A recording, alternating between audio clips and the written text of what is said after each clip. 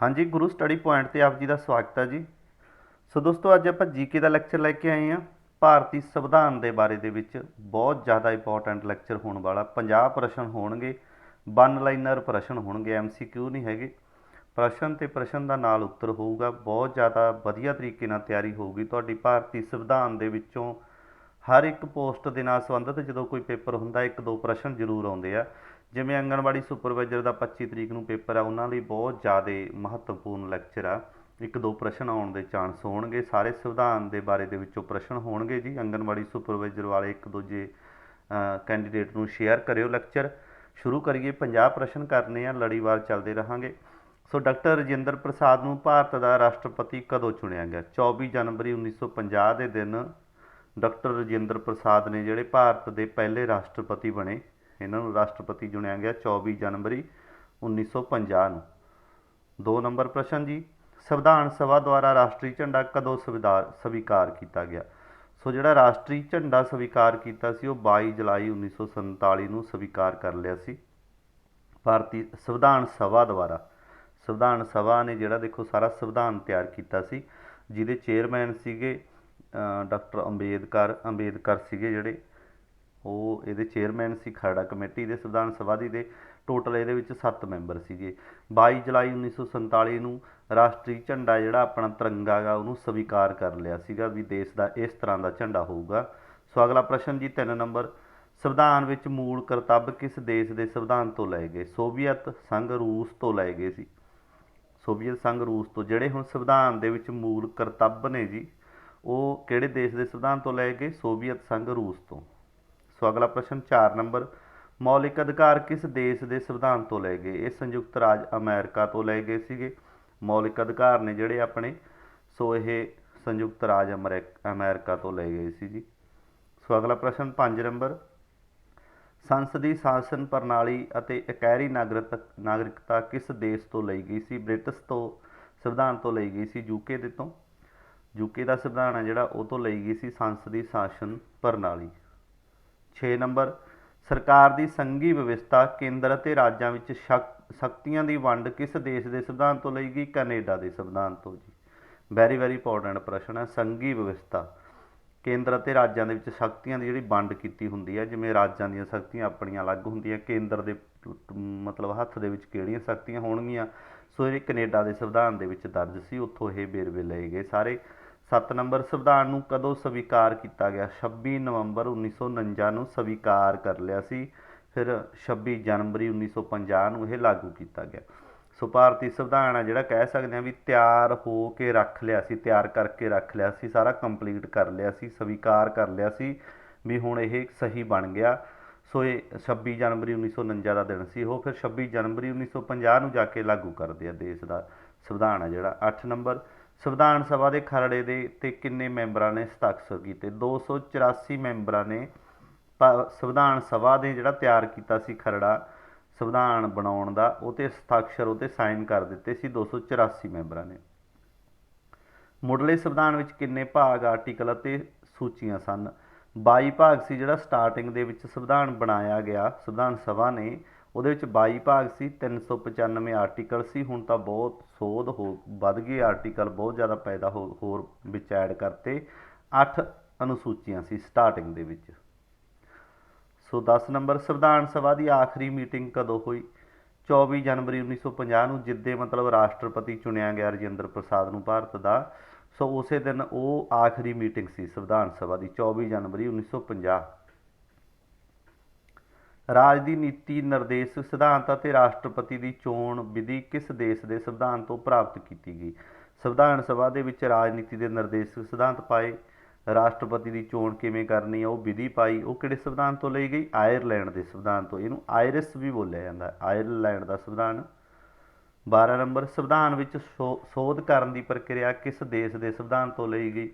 ਜਦੋਂ ਸੰਵਿਧਾਨ ਦੇ ਵਿੱਚ ਕੋਈ ਸੋਧ ਕਰਨੀ ਆ, ਉਹਦੇ ਬਾਰੇ ਦੇ ਵਿੱਚ ਜਿਹੜਾ ਸਾਰਾ ਖਰੜਾ ਤਿਆਰ ਕਰਕੇ ਪਾਇਆ ਗਿਆ, ਉਹ ਦੱਖਣੀ ਅਫਰੀਕਾ ਦੇ ਸੰਵਿਧਾਨ ਤੋਂ ਲਿਆ ਗਿਆ ਸੀ। 13 ਨੰਬਰ ਪ੍ਰਸ਼ਨ ਜੀ, ਮੁੱਖ ਚੋਣ ਕਮਿਸ਼ਨਰ ਦੀ ਨਿਯੁਕਤੀ ਕੌਣ ਕਰਦਾ ਹੈ? ਰਾਸ਼ਟਰਪਤੀ ਕਰਦਾ। ਮੁੱਖ ਚੋਣ ਕਮਿਸ਼ਨਰ ਦੀ ਨਿਯੁਕਤੀ ਰਾਸ਼ਟਰਪਤੀ ਕਰਦਾ ਜੀ। ਸੁਤੰਤਰ ਭਾਰਤ ਦੀ ਪਹਿਲੀ ਰਾਜ ਸਭਾ ਦਾ ਪ੍ਰਧਾਨ ਕੌਣ ਸੀ? Doctor S Radhakrishnan. So ਇਹ ਉਪ ਰਾਸ਼ਟਰਪਤੀ ਬਣੇ ਸੀ ਭਾਰਤ ਦੇ ਪਹਿਲੇ ਡਾਕਟਰ ਐਸ ਰਾਧਾ ਕ੍ਰਿਸ਼ਨ, ਜਿਨ੍ਹਾਂ ਦੇ ਜਨਮ ਦਿਨ 'ਤੇ 5 ਸਤੰਬਰ ਨੂੰ ਅਧਿਆਪਕ ਦਿਵਸ ਮਨਾਇਆ ਜਾਂਦਾ ਹੈ। ਸੋ ਇਹ ਜਦੋਂ ਉਪ ਰਾਸ਼ਟਰਪਤੀ ਬਣ ਗਏ ਤਾਂ ਇਹ ਕਲੀਅਰ ਹੈ ਵੀ ਉਪ ਰਾਸ਼ਟਰਪਤੀ ਹੀ ਰਾਜ ਸਭਾ ਦਾ ਪ੍ਰਧਾਨ ਹੁੰਦਾ।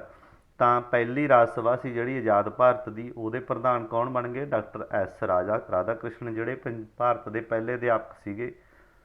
ਸੋ 15 ਨੰਬਰ ਪ੍ਰਸ਼ਨ ਜੀ, ਭਾਰਤ ਦੇ ਕੇਂਦਰ ਸ਼ਾਸਿਤ ਪ੍ਰਦੇਸ਼ਾਂ ਦਾ ਸ਼ਾਸਕ ਕੌਣ ਹੁੰਦਾ ਹੈ? ਰਾਸ਼ਟਰਪਤੀ ਹੁੰਦਾ ਜੀ ਸ਼ਾਸਕ।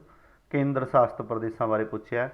ਜੇਕਰ ਭਾਰਤ ਦਾ ਰਾਸ਼ਟਰਪਤੀ ਆਪਣਾ ਅਹੁਦਾ ਛੱਡਣਾ ਚਾਹੇ ਤਾਂ ਉਹ ਆਪਣਾ ਅਸਤੀਫਾ ਕਿਸ ਨੂੰ ਭੇਜੇਗਾ? ਉਹ ਰਾਸ਼ਟਰਪਤੀ ਉਪ ਰਾਸ਼ਟਰਪਤੀ ਨੂੰ ਅਸਤੀਫਾ ਦਿੰਦਾ। ਰਾਸ਼ਟਰਪਤੀ ਹੈ ਜਿਹੜਾ ਉਪ ਰਾਸ਼ਟਰਪਤੀ ਨੂੰ। ਸਰਕਾਰੀ ਆਯੋਗ ਕਿਸ ਨਾਲ ਸੰਬੰਧਿਤ ਸੀ? ਕੇਂਦਰ ਰਾਜ ਸੰਬੰਧਾਂ ਦੇ ਨਾਲ। ਕੇਂਦਰ ਤੇ ਰਾਜਾਂ ਦੇ ਜਿਹੜੇ ਸੰਬੰਧ ਹੁੰਦੇ ਆ ਉਹ ਸਰਕਾਰੀਆ ਕਮਿਸ਼ਨ ਆਯੋਗ ਸੀਗਾ, ਉਹਦੇ ਨਾਲ ਸੰਬੰਧਿਤ ਸੀਗਾ ਜੀ ਇਹ। 18 ਨੰਬਰ, ਲੋਕ ਸਭਾ ਦਾ ਮੈਂਬਰ ਬਣਨ ਲਈ ਘੱਟੋ ਘੱਟ ਉਮਰ ਕਿੰਨੀ ਹੋਣੀ ਚਾਹੀਦੀ ਹੈ? 25 ਸਾਲ ਹੋਣੀ ਚਾਹੀਦੀ ਹੈ ਲੋਕ ਸਭਾ ਦੇ ਮੈਂਬਰ ਲਈ, ਅਤੇ ਰਾਜ ਸਭਾ ਦਾ ਮੈਂਬਰ ਬਣਨ ਲਈ 30 ਸਾਲ ਹੋਣੀ ਚਾਹੀਦੀ ਹੈ। ਧਿਆਨ 'ਚ ਰੱਖਿਓ, ਜਿਹੜਾ ਉੱਪਰਲਾ ਸਦਨ ਹੈ ਰਾਜ ਸਭਾ, ਉਹਦਾ ਮੈਂਬਰ ਬਣਨਾ ਹੋਵੇ ਜੇ 30 ਸਾਲ ਦੀ ਉਮਰ ਘੱਟ ਤੋਂ ਘੱਟ ਹੋਣੀ ਚਾਹੀਦੀ ਹੈ। ਲੋਕ ਸਭਾ ਦਾ MP ਜਿੱਤਣ ਵਾਸਤੇ 25 ਸਾਲ ਦੀ ਉਮਰ ਘੱਟ ਤੋਂ ਘੱਟ ਹੋਣੀ ਚਾਹੀਦੀ ਹੈ। ਸੋ ਅਗਲਾ ਪ੍ਰਸ਼ਨ 19 ਨੰਬਰ, ਭਾਰਤੀ ਸੰਵਿਧਾਨ ਕਿਸ ਪ੍ਰਕਾਰ ਦੀ ਨਾਗਰਿਕਤਾ ਪ੍ਰਦਾਨ ਕਰਦਾ ਹੈ? ਇਕਹਿਰੀ ਨਾਗਰਿਕਤਾ ਪ੍ਰਦਾਨ ਕਰਦਾ ਜੀ ਇਹ। ਚਾਹੇ ਤਾਂ ਉਹ ਕੇਂਦਰ ਦੀ ਸਰਕਾਰ ਚੁਣਨੀ ਹੋਵੇ ਤਾਂ ਵੀ ਉਹੀ ਵੋਟ ਕੰਮ ਕਰੂਗੀ, ਵੋਟਰ ਕਾਰਡ ਕੰਮ ਕਰੂਗਾ, ਚਾਹੇ ਰਾਜ ਸਰਕਾਰਾਂ ਨੂੰ ਚੁਣਨਾ ਹੋਵੇ, ਇਕਹਿਰੀ ਨਾਗਰਿਕਤਾ ਹੈਗੀ ਦੇਸ਼ ਦੇ ਵਿੱਚ, ਭਾਰਤ ਦੇ ਵਿੱਚ। 20 ਨੰਬਰ, ਰਾਸ਼ਟਰਪਤੀ ਬਣਨ ਲਈ ਘੱਟੋ ਘੱਟ ਕਿੰਨੀ ਉਮਰ ਕਿੰਨੀ ਹੋਣੀ ਚਾਹੀਦੀ ਹੈ? 35 ਸਾਲ। ਰਾਜਪਾਲ ਬਣਨਾ ਹੋਵੇ ਚਾਹੇ ਰਾਸ਼ਟਰਪਤੀ ਦੀ ਚੋਣ ਹੋਵੇ ਤਾਂ ਉਮਰ ਹੈ ਜਿਹੜੀ ਉਹ 35 ਸਾਲ ਘੱਟ ਤੋਂ ਘੱਟ ਹੋਣੀ ਚਾਹੀਦੀ ਹੈ। 21 ਨੰਬਰ ਪ੍ਰਸ਼ਨ ਜੀ, ਭਾਰਤੀ ਸੰਵਿਧਾਨ ਵਿੱਚ ਪਹਿਲੀ ਸੋਧ ਕਦੋਂ ਕੀਤੀ ਗਈ? ਵੈਰੀ ਇੰਪੋਰਟੈਂਟ ਪ੍ਰਸ਼ਨ ਹੈ। 1951 ਦੇ ਵਿੱਚ ਪਹਿਲੀ ਸੋਧ ਹੋਈ ਭਾਰਤੀ ਸੰਵਿਧਾਨ ਦੇ ਵਿੱਚ, ਪਹਿਲੀ ਸੋਧ। 22 ਨੰਬਰ, ਭਾਰਤ ਵਿੱਚ ਕਿੰਨੀਆਂ ਉੱਚ ਅਦਾਲਤਾਂ ਹਨ? 25 ਉੱਚ ਅਦਾਲਤਾਂ ਨੇ ਜੀ ਭਾਰਤ ਦੇ ਵਿੱਚ। ਹਾਈ ਕੋਰਟ ਨੇ ਜਿਹੜੀਆਂ ਉਹ 25 ਨੇਗੀਆਂ। ਕਈ ਵਾਰ ਕਿਤੇ ਪ੍ਰਸ਼ਨ ਡਾਊਟ ਲੱਗਦਾ ਹੁੰਦਾ, ਉਹਨੂੰ ਗੂਗਲ ਸਰਚ ਕਰ ਸਕਦੇ ਹੋ। ਇਹ ਸਾਰੇ ਪ੍ਰਸ਼ਨ ਗੂਗਲ ਸਰਚ ਕਰਕੇ ਵੀ ਮਤਲਬ ਦੇਖੇ ਜਾ ਸਕਦੇ ਆ, ਕਿਉਂਕਿ ਇਹ ਪੋਲੀਟੀਕਲ ਦੇ ਨਾਲ ਸੰਬੰਧਿਤ ਨੇ, ਭਾਰਤੀ ਸੰਵਿਧਾਨ ਦੇ ਨਾਲ ਸੰਬੰਧਿਤ ਨੇ। ਰਾਜ ਸਭਾ ਨੂੰ ਕੌਣ ਭੰਗ ਕਰ ਸਕਦਾ ਹੈ? ਕੋਈ ਨਹੀਂ ਭੰਗ ਕਰ ਸਕਦਾ, ਕਿਉਂਕਿ ਇਹ ਸਥਾਈ ਸਦਨ ਹੈ ਜੀ ਰਾਜ ਸਭਾ। ਇਹਦੇ 1/3 ਮੈਂਬਰ ਹਰ 6 ਸਾਲ ਬਾਅਦ ਰਿਟਾਇਰ ਹੁੰਦੇ ਰਹਿੰਦੇ ਨੇ, ਇਹ ਭੰਗ ਨਹੀਂ ਹੁੰਦੀ ਕਦੇ ਵੀ। 24 ਨੰਬਰ, 1956 ਈਸਵੀ ਵਿੱਚ ਪੰਚਾਇਤੀ ਰਾਜ ਕਿਹੜੇ ਦੋ ਰਾਜਾਂ ਵਿੱਚ ਸਭ ਤੋਂ ਪਹਿਲਾਂ ਲਾਗੂ ਕੀਤਾ ਗਿਆ? ਰਾਜਸਥਾਨ ਅਤੇ ਆਂਧਰਾ ਪ੍ਰਦੇਸ਼ ਦੇ ਵਿੱਚ ਪੰਚਾਇਤੀ ਰਾਜ ਲਾਗੂ ਕੀਤਾ ਗਿਆ ਜੀ। ਸੋ ਇੱਥੇ ਥੋੜ੍ਹਾ ਜਿਹਾ ਮੈਨੂੰ ਡਾਊਟ ਲੱਗਦਾ, ਇਹ 59 ਦੇ ਵਿੱਚ ਹੋਇਆ ਸੀ। 1959 ਦੇ ਵਿੱਚ ਵੀ ਹੋ ਸਕਦਾ ਹੈਗਾ। ਰਾਜਸਥਾਨ ਦੇ ਵਿੱਚ 1959 ਦੇ ਵਿੱਚ ਸ਼ੁਰੂ ਹੋਇਆ ਸੀ ਇਹ ਪੰਚਾਇਤੀ ਰਾਜ ਸੀਗਾ। ਜਿਹੜਾ ਜਵਾਹਰ ਲਾਲ ਨਹਿਰੂ ਪ੍ਰਧਾਨ ਮੰਤਰੀ ਸੀਗੇ, ਉਹਨਾਂ ਨੇ 2 ਅਕਤੂਬਰ ਦੇ ਦਿਨ 2 ਅਕਤੂਬਰ 1959 ਨੂੰ ਰਾਜਸਥਾਨ ਦੇ ਨਗੌਰ ਜ਼ਿਲ੍ਹੇ ਦੇ ਵਿੱਚ ਪੰਚਾਇਤੀ ਰਾਜ ਨੂੰ ਲਾਗੂ ਕਰਨ ਦੀ ਵਿਵਸਥਾ ਸ਼ੁਰੂ ਕੀਤੀ ਸੀ। ਸੋ 25 ਨੰਬਰ ਪ੍ਰਸ਼ਨ ਜੀ, ਸੰਸਦ ਦੇ 2 ਸੈਸ਼ਨਾਂ ਵਿਚਕਾਰ ਵੱਧ ਤੋਂ ਵੱਧ ਕਿੰਨਾ ਸਮਾਂ ਹੋ ਸਕਦਾ? 6 ਮਹੀਨੇ ਦਾ। ਜਿਹੜੇ ਸੰਸਦ ਦੇ 2 ਸਦਨ ਹੁੰਦੇ ਆ, ਜਿਵੇਂ ਕਿ ਮਤਲਬ ਹੁਣ ਅੱਜ ਦੇ ਦਿਨਾਂ ਦੇ ਵਿੱਚ ਪੰਜਾਬ ਦੇ ਵਿੱਚ ਇੱਕ ਰੌਲਾ ਚੱਲ ਰਿਹਾ ਵੀ ਉਹਨਾਂ ਨੇ, ਆਮ ਆਦਮੀ ਪਾਰਟੀ ਨੇ ਇੱਕ ਇਜਲਾਸ ਬੁਲਾਇਆ ਸੀ ਜਿਹੜਾ ਕਿ ਰਾਜਪਾਲ ਨੇ ਨਾ ਮਨਜ਼ੂਰ ਕਰ ਦਿੱਤਾ। ਜਿਹੜੇ ਇਸ ਤਰ੍ਹਾਂ ਦੇ ਇਜਲਾਸ ਹੁੰਦੇ ਆ ਉਹਨਾਂ ਦੇ ਵਿੱਚ ਵੱਧ ਤੋਂ ਵੱਧ ਸਮਾਂ 6 ਮਹੀਨੇ ਦਾ ਹੋਣਾ ਚਾਹੀਦਾ। 6 ਮਹੀਨੇ ਤੋਂ ਵੱਧ ਨਹੀਂ ਹੋਣਾ ਚਾਹੀਦਾ। 6 ਮਹੀਨੇ ਦੇ ਵਿੱਚ ਸੈਸ਼ਨ ਬੁਲਾਇਆ ਜਾਣਾ ਜ਼ਰੂਰੀ ਹੁੰਦਾ ਜੀ। ਸ਼ਕਤੀ ਸਥਲ ਕਿਸ ਦੀ ਸਮਾਧੀ ਹੈ? ਇੰਦਰਾ ਗਾਂਧੀ ਦੀ। ਜਿਹੜੀ ਸ਼ਕਤੀ ਸਥਲ ਸਮਾਧੀ ਹੈ ਜੀ ਉਹ ਇੰਦਰਾ ਗਾਂਧੀ ਦੀ ਸਮਾਧੀ ਆ। 27 ਨੰਬਰ, ਕਰਤੱਵਾਂ ਨੂੰ ਕਿਹੜੀ ਸੰਵਿਧਾਨਕ ਸੋਧ ਦੁਆਰਾ ਸੰਵਿਧਾਨ ਵਿੱਚ ਸ਼ਾਮਲ ਕੀਤਾ ਗਿਆ? 42ਵੀਂ ਸੋਧ ਦੁਆਰਾ। ਭਾਰਤ ਦਾ ਮਿੰਨੀ ਸੰਵਿਧਾਨ ਵੀ ਬੋਲਿਆ ਜਾਂਦਾ 42ਵੀਂ ਸੋਧ ਨੂੰ, ਜਿਹੜੀ ਕਿ 1976 ਦੇ ਵਿੱਚ ਹੋਈ ਸੀ। ਸੋ ਅਗਲਾ ਪ੍ਰਸ਼ਨ ਜੀ 28 ਨੰਬਰ, ਕੇਂਦਰੀ ਹਿੰਦੀ ਸੰਮਤੀ ਦਾ ਚੇਅਰਮੈਨ ਕੌਣ ਹੁੰਦਾ? ਪ੍ਰਧਾਨ ਮੰਤਰੀ ਹੁੰਦਾ ਜੀ। ਕੇਂਦਰੀ ਹਿੰਦੀ ਸੰਮਤੀ ਹੁੰਦੀ ਹੈ ਜਿਹੜੀ, ਉਹਦਾ ਚੇਅਰਮੈਨ ਹੁੰਦਾ ਪ੍ਰਧਾਨ ਮੰਤਰੀ। 29 ਨੰਬਰ ਪ੍ਰਸ਼ਨ, ਸਥਾਨਕ ਸਰਕਾਰ ਦੀ ਸਭ ਤੋਂ ਛੋਟੀ ਇਕਾਈ ਕਿਹੜੀ ਹੁੰਦੀ ਹੈ? ਗ੍ਰਾਮ ਪੰਚਾਇਤ ਹੁੰਦੀ ਆ। ਸਥਾਨਕ ਸਰਕਾਰ ਦੀ ਸਭ ਤੋਂ ਛੋਟੀ ਇਕਾਈ ਗ੍ਰਾਮ ਪੰਚਾਇਤ ਨੂੰ ਕਿਹਾ ਜਾਂਦਾ। 30 ਨੰਬਰ, ਰਾਜ ਪੁਨਰਗਠਨ ਕਦੋਂ ਪਾਸ ਕੀਤਾ ਗਿਆ? 1956 ਦੇ ਵਿੱਚ। ਵੈਰੀ ਇੰਪੋਰਟੈਂਟ ਪ੍ਰਸ਼ਨ ਹੈਗਾ, ਧਿਆਨ 'ਚ ਰੱਖਿਓ। ਰਾਜ ਪੁਨਰਗਠਨ ਕਦੋਂ ਪਾਸ ਕੀਤਾ ਗਿਆ? 1956 ਦੇ ਵਿੱਚ। 1956 ਦੇ ਵਿੱਚ ਹੀ ਫਿਰ ਅੱਗ ਮਤਲਬ ਰਾਜ ਤਿਆਰ ਹੋਏ ਸੀ ਅੱਗੇ ਭਾਸ਼ਾ ਦੇ ਆਧਾਰ 'ਤੇ ਵੀ। ਸੋ ਅਗਲਾ ਪ੍ਰਸ਼ਨ ਜੀ 31 ਨੰਬਰ, ਭਾਰਤ ਦੀਆਂ 3 ਸੈਨਾਵਾਂ ਦਾ ਮੁਖੀ ਕੌਣ ਹੁੰਦਾ ਹੈ? ਰਾਸ਼ਟਰਪਤੀ ਹੁੰਦਾ ਜੀ। ਭਾਰਤ ਦੀਆਂ ਤਿੰਨੇ ਸੈਨਾਵਾਂ ਦਾ ਮੁਖੀ ਰਾਸ਼ਟਰਪਤੀ ਮੰਨਿਆ ਜਾਂਦਾ ਹੈ। ਸੁਪਰੀਮ ਕੋਰਟ ਦੇ ਜੱਜ ਦੀ ਸੇਵਾ ਮੁਕਤੀ ਦੀ ਉਮਰ ਕਿੰਨੀ ਹੈ ਜੀ? 65 ਸਾਲ। ਸੁਪਰੀਮ ਕੋਰਟ ਦਾ ਜੱਜ ਹੈ ਜਿਹੜਾ, ਉਹਦੀ ਜਦੋਂ ਉਮਰ 65 ਸਾਲ ਹੋ ਜਾਂਦੀ ਹੈ ਤਾਂ ਉਹ ਸੇਵਾ ਮੁਕਤ ਹੋ ਜਾਂਦਾ ਹੈ, ਰਿਟਾਇਰ ਹੋ ਜਾਂਦਾ ਜੀ। ਸੋ 33 ਨੰਬਰ ਪ੍ਰਸ਼ਨ, ਸੂਚਨਾ ਅਧਿਕਾਰ ਕਾਨੂੰਨ ਕਦੋਂ ਪਾਸ ਹੋਇਆ? 2005 ਦੇ ਵਿੱਚ। RTI ਐਕਟ ਸੀ ਜਿਹੜਾ, ਉਹ 2005 ਦੇ ਵਿੱਚ ਪਾਸ ਕੀਤਾ ਗਿਆ ਭਾਰਤ ਦੇ ਵਿੱਚ। 34 ਨੰਬਰ ਪ੍ਰਸ਼ਨ, ਕੇਂਦਰ ਸ਼ਾਸਤ ਪ੍ਰਦੇਸ਼ਾਂ ਦਾ ਮੁਖੀ ਕੌਣ ਹੁੰਦਾ? Lieutenant governor.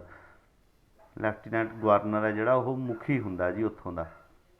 ਸੋ 35 ਨੰਬਰ ਪ੍ਰਸ਼ਨ, ਰਾਸ਼ਟਰਪਤੀ ਖਿਲਾਫ ਮਹਾਦੋਸ਼ ਦੀ ਕਾਰਵਾਈ ਕਿਹੜੇ ਸਦਨ ਵਿੱਚ ਸ਼ੁਰੂ ਕੀਤੀ ਜਾਂਦੀ ਆ? ਕਿਸੇ ਵੀ ਸਦਨ ਦੇ ਵਿੱਚ, ਚਾਹੇ ਉਹ ਲੋਕ ਸਭਾ ਦਾ ਸਦਨ ਹੋਵੇ ਉੱਥੇ ਵੀ ਸ਼ੁਰੂ ਕੀਤੀ ਜਾ ਸਕਦੀ ਹੈ ਜੀ, ਚਾਹੇ ਰਾਜ ਸਭਾ ਦਾ ਸਦਨ ਹੋਵੇ। ਰਾਸ਼ਟਰਪਤੀ ਦੇ ਖਿਲਾਫ ਜਦੋਂ ਮਹਾਦੋਸ਼ ਦੀ ਕਾਰਵਾਈ ਸ਼ੁਰੂ ਕਰਨੀ ਹੈ, ਉਹ ਸਟਾਰਟਿੰਗ ਕਿਸੇ ਵੀ ਸਦਨ 'ਚੋਂ ਕੀਤੀ ਜਾ ਸਕਦੀ ਆ। 36 ਨੰਬਰ ਪ੍ਰਸ਼ਨ, ਕਿਹੜੇ ਕੇਂਦਰ ਸ਼ਾਸਤ ਪ੍ਰਦੇਸ਼ ਦੀ ਆਪਣੀ ਉੱਚ ਅਦਾਲਤ ਹੈ? ਦਿੱਲੀ ਦੇ ਵਿੱਚ ਜੀ। ਹਾਈ ਕੋਰਟ ਹੈ ਜਿਹੜਾ, ਉਹ ਸਿਰਫ ਦਿੱਲੀ ਦੇ ਵਿੱਚ ਬਣਿਆ ਹੋਇਆ ਹੈ, ਕੇਂਦਰ ਸ਼ਾਸਤ ਪ੍ਰਦੇਸ਼ ਦੇ ਵਿੱਚ। ਉਹਦੀ ਆਪਣੀ ਕਹਿ ਸਕਦੇ ਹਾਂ, ਉਹਦੀ ਆਪਣੀ। ਜਿਵੇਂ ਹੁਣ ਤਾਂ ਬਣਿਆ ਤਾਂ ਹੋਇਆ ਗਾ ਇਹ, ਇਹਦੇ ਵਿੱਚ ਵੀ ਬਣਿਆ ਗਾ ਚੰਡੀਗੜ੍ਹ ਦੇ ਵਿੱਚ, ਪਰ ਉਹ ਪੰਜਾਬ ਅਤੇ ਹਰਿਆਣਾ ਦਾ ਹਾਈ ਕੋਰਟ ਹੈ। ਇਹ ਦਿੱਲੀ ਦੀ ਆਪਣੀ ਹਾਈ ਕੋਰਟ ਹੈ। ਲੋਕ ਸਭਾ ਦੀ ਪਹਿਲੀ ਇਸਤਰੀ ਸਪੀਕਰ ਕੌਣ ਸੀ? ਮੀਰਾ ਕੁਮਾਰੀ। ਲੋਕ ਸਭਾ ਦੀ ਪਹਿਲੀ ਇਸਤਰੀ ਸਪੀਕਰ ਸੀ ਜਿਹੜੀ, ਉਹ ਮੀਰਾ ਕੁਮਾਰੀ ਸੀ ਜੀ ਉਹਦਾ ਨਾਂ। ਸੋ 38 ਨੰਬਰ ਪ੍ਰਸ਼ਨ, ਭਾਸ਼ਾ ਦੇ ਆਧਾਰ 'ਤੇ ਨਿਰਮਿਤ ਕੀਤਾ ਗਿਆ ਪਹਿਲਾ ਰਾਜ? ਆਂਧਰਾ ਪ੍ਰਦੇਸ਼ ਦੀ। ਆਂਧਰਾ ਪ੍ਰਦੇਸ਼ ਦੇਸ਼ ਦੇ ਵਿੱਚ ਜਿਹੜਾ ਰਾਜ ਤਿਆਰ ਹੋਇਆ ਸੀ, ਉਹ ਭਾਸ਼ਾ ਦੇ ਆਧਾਰ 'ਤੇ ਬਣਨ ਵਾਲਾ ਪਹਿਲਾ ਰਾਜ ਸੀਗਾ। ਜਿਵੇਂ ਭਾਸ਼ਾ ਦੇ ਆਧਾਰ 'ਤੇ ਕਹਿ ਸਕਦੇ ਹਾਂ ਪੰਜਾਬ ਦੇ ਵੀ ਭਾਗ ਕੀਤੇ ਗਏ 1966 ਦੇ ਵਿੱਚ, ਹਰਿਆਣਾ, ਹਿਮਾਚਲ ਅਤੇ ਪੰਜਾਬ ਅੱਜ ਦਾ ਜਿਹੜਾ ਸੀਗਾ ਬਣਿਆ। ਸੋ 39 ਨੰਬਰ ਪ੍ਰਸ਼ਨ, ਭਾਰਤੀ ਸੰਵਿਧਾਨ ਨੂੰ ਕਿੰਨੇ ਵਾਰ ਸੋਧਿਆ ਜਾ ਚੁੱਕਾ ਹੈ? 104 ਵਾਰ ਤੋਂ ਵੀ ਵੱਧ ਹੋ ਗਿਆ ਹੁਣ ਤਾਂ, ਇਹ ਪੁਰਾਣਾ ਪ੍ਰਸ਼ਨ ਹੈਗਾ। ਸੋਧਾਂ ਇਹਦੇ ਵਿੱਚ 104 ਤੋਂ ਵੀ ਵੱਧ ਸੋਧਾਂ ਹੋ ਚੁੱਕੀਆਂ ਭਾਰਤੀ ਸੰਵਿਧਾਨ ਦੇ ਵਿੱਚ। ਜੇ ਇਜੈਕਟ ਪਤਾ ਕਰਨੀ ਆ ਵੀ ਕਿੰਨੀਆਂ ਸੋਧਾਂ ਨੇ ਤਾਂ ਗੂਗਲ ਸਰਚ ਕਰ ਲਿਓ। 40 ਨੰਬਰ, ਪਾਕਿਸਤਾਨ ਲਈ ਵੱਖਰੀ ਸੰਵਿਧਾਨ ਸਭਾ ਕਦੋਂ ਬਣਾਈ ਗਈ? 3 ਜੂਨ 1947 ਨੂੰ। ਮਾਊਂਟ ਬੈਟਨ ਯੋਜਨਾ ਸੀ ਜਿਹੜੀ, ਉਹਦੇ ਨਾਲ ਸੰਬੰਧਿਤ ਹੈ ਇਹ ਪ੍ਰਸ਼ਨ। ਸੋ ਅਗਲਾ ਪ੍ਰਸ਼ਨ 41 ਨੰਬਰ, ਭਾਰਤ ਦਾ ਪਹਿਲਾ ਨਗਰ ਨਿਗਮ ਕਿੱਥੇ ਸਥਾਪਿਤ ਕੀਤਾ ਗਿਆ? ਮਦਰਾਸ ਦੇ ਵਿੱਚ। ਵੈਰੀ ਇੰਪੋਰਟੈਂਟ ਪ੍ਰਸ਼ਨ ਨੇ, 50 ਪ੍ਰਸ਼ਨ ਨੇਗੇ, ਮਤਲਬ GK ਦਾ ਮਤਲਬ ਕਹਿ ਸਕਦੇ ਹਾਂ ਧੁਰਾ ਗਾ ਇਹ ਪ੍ਰਸ਼ਨ। ਭਾਰਤੀ ਆਰਥਿਕ ਸੁਧਾਰਾਂ ਦਾ ਪਿਤਾਮਾ ਕਿਸ ਨੂੰ ਮੰਨਿਆ ਜਾਂਦਾ? ਮਨਮੋਹਨ ਸਿੰਘ ਨੂੰ ਜੀ। ਆਰਥਿਕ ਸੁਧਾਰਾਂ ਦਾ 90-91 ਦੀਆਂ ਨੀਤੀਆਂ ਦੀ ਗੱਲ ਕਰਦੇ ਆ ਨਾ ਜਦੋਂ ਲੋਕ ਬੁਲਾਰੇ ਸਟੇਜਾਂ 'ਤੇ, ਉਦੋਂ ਮਨਮੋਹਨ ਸਿੰਘ ਵਿੱਤ ਮੰਤਰੀ ਹੁੰਦਾ ਸੀ ਕਾਂਗਰਸ ਦੀ ਸਰਕਾਰ ਦੇ ਵਿੱਚ। ਆਰਥਿਕ ਸੁਧਾਰਾਂ ਦਾ ਪਿਤਾਮਾ ਇਸੇ ਨੂੰ ਬੋਲਿਆ ਜਾਂਦਾ ਹੈ। ਕੌਣ ਫੈਸਲਾ ਕਰਦਾ ਹੈ ਕਿ ਕੋਈ ਬਿੱਲ ਧਨ ਬਿੱਲ ਹੈ ਕਿ ਨਹੀਂ? ਇਹ ਸਪੀਕਰ ਜੀ, ਲੋਕ ਸਭਾ ਦਾ ਸਪੀਕਰ ਹੈ, ਉਹੀ ਦੱਸਦਾ ਹੈਗਾ ਵੀ ਕਿਹੜਾ ਬਿੱਲ ਧਨ ਬਿੱਲ ਹੈ ਜਾਂ ਨਹੀਂ, ਇਹੀ ਪ੍ਰਵਾਨਗੀ ਦਿੰਦਾ। 44 ਨੰਬਰ ਪ੍ਰਸ਼ਨ, ਭਾਰਤ ਦਾ ਸੰਵਿਧਾਨ ਕਿਸ ਦੁਆਰਾ ਸਵੀਕਾਰ ਕੀਤਾ ਗਿਆ? ਸੋ 26 ਨਵੰਬਰ 1947 ਨੂੰ 1949 ਨੂੰ ਦੇਖੋ ਸਵੀਕਾਰ ਕੀਤਾ ਸੀ ਸੰਵਿਧਾਨ ਸਭਾ ਦੇ ਦੁਆਰਾ। ਸੰਵਿਧਾਨ ਸਭਾ ਸੀ ਜਿਹੜੀ, 284 ਬੰਦਿਆਂ ਨੇ ਸਾਈਨ ਕੀਤੇ ਸੀ ਖਰੜੇ 'ਤੇ। 45 ਨੰਬਰ ਪ੍ਰਸ਼ਨ, ਖਰੜਾ ਕਮੇਟੀ ਅੱਗੇ ਪ੍ਰਸਤਾਵਨਾ ਦੀ ਸਿਫਾਰਿਸ਼ ਕਿਸ ਨੇ ਕੀਤੀ? ਜਵਾਹਰ ਲਾਲ ਨਹਿਰੂ ਨੇ। ਜਿਹੜੀ ਸੰਵਿਧਾਨ ਦਾ ਪਹਿਲਾ ਪੇਜ ਲਿਖਿਆ ਹੋਇਆ ਉਹਨੂੰ ਪ੍ਰਸਤਾਵਨਾ ਬੋਲਦੇ ਆ। ਅਸੀਂ ਭਾਰਤ ਦੇ ਲੋਕ, ਇੱਦਾਂ ਉਹ ਸਟਾਰਟਿੰਗ ਹੁੰਦੀ ਹੈਗੀ। ਉਹ ਪ੍ਰਸਤਾਵਨਾ ਦੀ ਸਿਫਾਰਿਸ਼ ਲਿਖਣ ਵਾਸਤੇ ਸਿਫਾਰਿਸ਼ ਕੀਤੀ ਸੀ ਜਿਹੜੀ, ਉਹ ਜਵਾਹਰ ਲਾਲ ਨਹਿਰੂ ਨੇ ਕੀਤੀ ਸੀ। ਸੋ ਅਗਲਾ ਪ੍ਰਸ਼ਨ ਜੀ, ਕਈ ਵਾਰ ਪ੍ਰਸ਼ਨ ਆ ਜਾਂਦਾ ਵੀ ਭਾਰਤ ਦੇ ਸੰਵਿਧਾਨ ਦੀ ਪ੍ਰਸਤਾਵਨਾ ਦੇ ਵਿੱਚ ਕਿੰਨੇ ਵਾਰ ਸੋਧ ਹੋਈ ਹੈ? ਤਾਂ 1 ਵਾਰ ਸੋਧ ਹੋਈ ਆ। ਰਾਜ ਸਭਾ ਦਾ ਨਿਰਮਾਣ ਕਦੋਂ ਕੀਤਾ ਗਿਆ? 1952 ਦੇ ਵਿੱਚ ਪਹਿਲੀ ਰਾਜ ਸਭਾ ਸ਼ੁਰੂ ਹੋਈ ਜੀ। 47 ਨੰਬਰ, ਸੰਵਿਧਾਨ ਸਭਾ ਦੀ ਮੰਗ ਕਾਂਗਰਸ ਦੇ ਕਿਹੜੇ ਸੈਸ਼ਨ ਵਿੱਚ ਕੀਤੀ ਗਈ? ਲਖਨਊ ਸੈਸ਼ਨ ਵਿੱਚ, ਜਿਹੜਾ 1937 ਦੇ ਵਿੱਚ ਹੋਇਆ ਸੀ। ਸੰਵਿਧਾਨ ਸਭਾ ਬਣਾਉਣ ਦੀ ਮੰਗ ਕਾਂਗਰਸ ਨੇ ਕੀਤੀ, ਆਪਣੇ ਸੈਸ਼ਨ ਲਖਨਊ ਦੇ ਵਿੱਚ ਹੋਇਆ 1936 ਦੇ ਵਿੱਚ। 48 ਨੰਬਰ ਪ੍ਰਸ਼ਨ, ਸੰਵਿਧਾਨ ਸਭਾ ਦਾ ਪਹਿਲਾ ਇਜਲਾਸ ਕਿੱਥੇ ਹੋਇਆ ਜੀ? ਨਵੀਂ ਦਿੱਲੀ ਦੇ ਵਿੱਚ।